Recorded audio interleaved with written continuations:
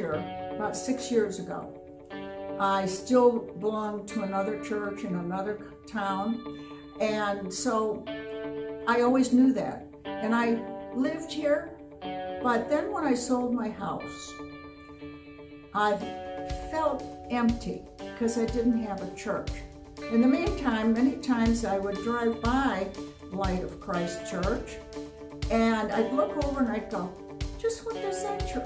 It's a Methodist church. Oh, that's good. I've always been a Methodist. And then the couple of weeks went by and a month went by, and every time I did it, I'd hear, maybe you ought to try that church.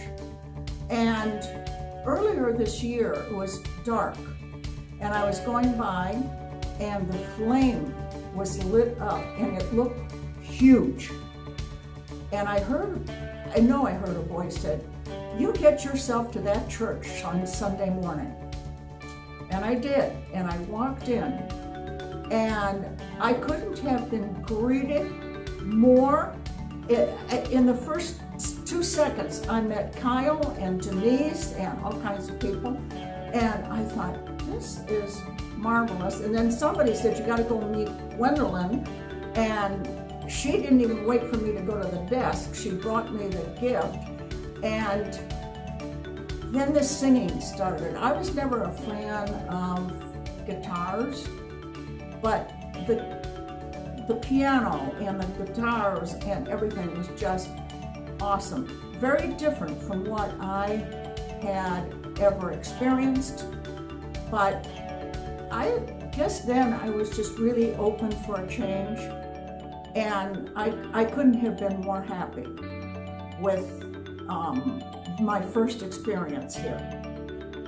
It keeps on going. Each Sunday I go, what do you suppose they're going to be doing today? And it's always maybe the kids performing and giving their testimonies, and the singers, our own Van Trapp family, who are absolutely awesome. And I'm so enthusiastic about this church.